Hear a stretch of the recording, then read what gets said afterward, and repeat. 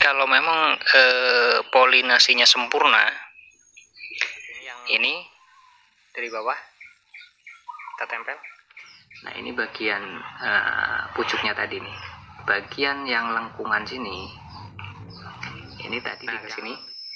Jika dia udah naik masuk dalam lipetan, ini kita tekan.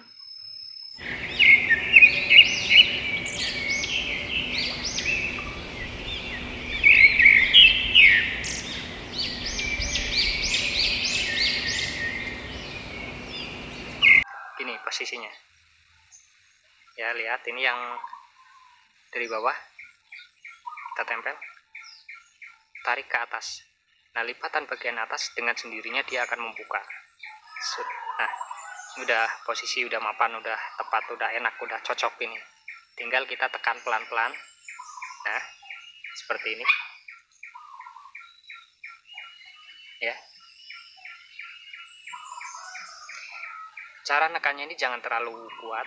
Kalau terlalu kuat ini nanti hancur. Karena ini sangat empuk dan renyah. Kalau kayak keripik aja deh. Kalau kita tekan kuat pasti hancur dan bisa patah. Itu akan menyebabkan kegagalan polinasi. Nah, ini cukup seperti ini aja, yang penting udah menempel, dia nggak ngebuka lagi, udah cukup seperti ini.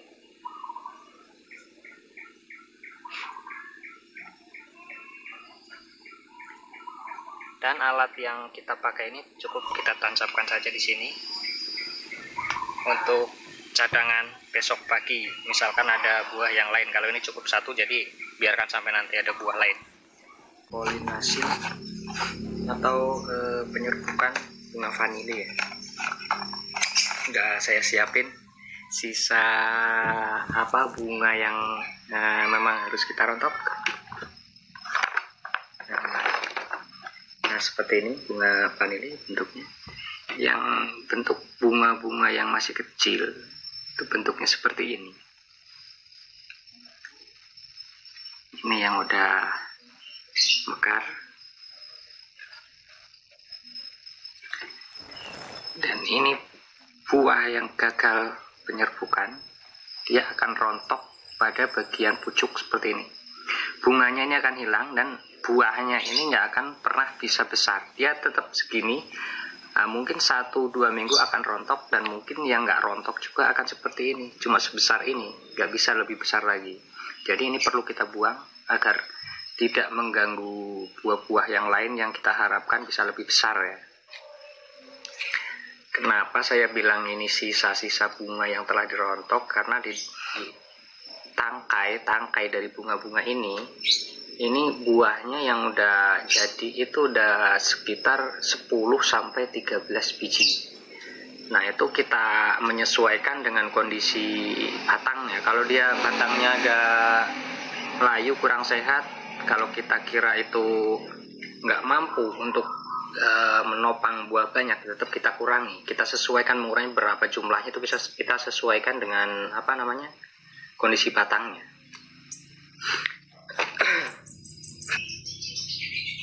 Oke, kita lihat lebih jelasnya lagi seperti apa bunganya. Kita preteli aja daun-daun ini, nggak tahu namanya, daun bunga lah, anggap aja daun bunga gitu ya.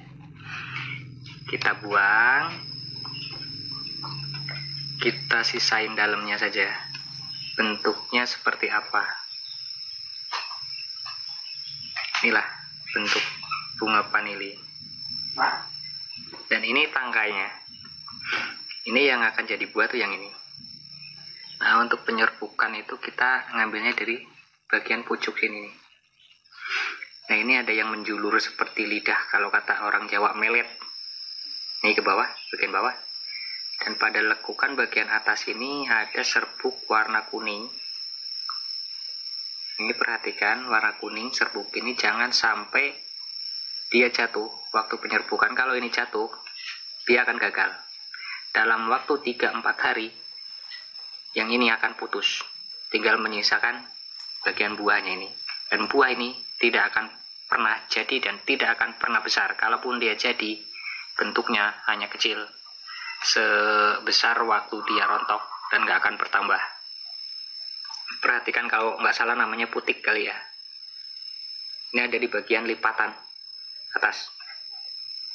Tuh. Nah, untuk penyerbukannya ini yang seperti lidah ini kita naikin. Set. Nah, ke sini. Jika dia udah naik masuk ke dalam lipetan. Lipetan ini kita tekan. Tapi jangan sampai patah. Kalau sampai patah pun gagal dia.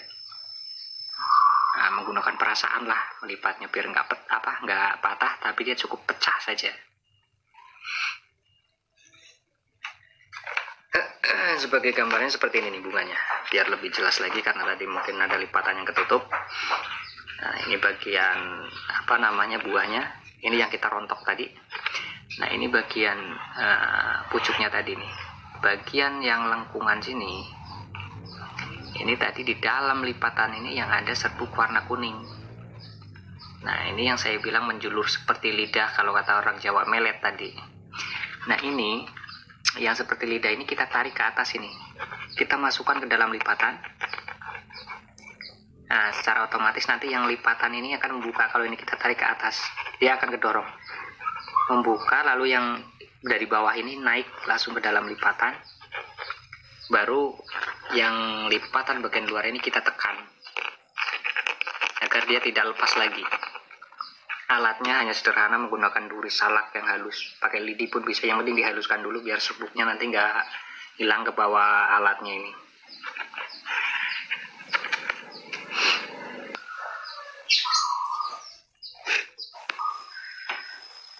Kalau menurut saya sih nggak ada yang susah ya, bertani vanili itu nggak ada yang susah, semua serba mudah. Cuma yang bilang susah karena petani-petani yang belum pernah nyoba sampai ke penyerbukan, jadi dia bilang susah hanya katanya, tapi kata petani-petani lain. Sedangkan petani lain juga sebenarnya bukan petani vanili yang bilang susah.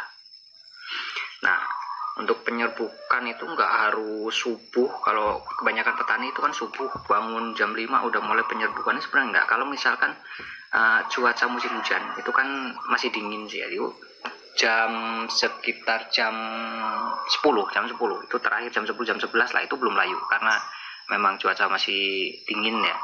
Apalagi kalau tanam-tanam sekarang kan banyak yang menggunakan paranet atau mungkin pakai naungan-naungan yang buatan lah, atau pakai greenhouse segala macam. Itu sampai siang pun nggak masalah selama dia belum layu.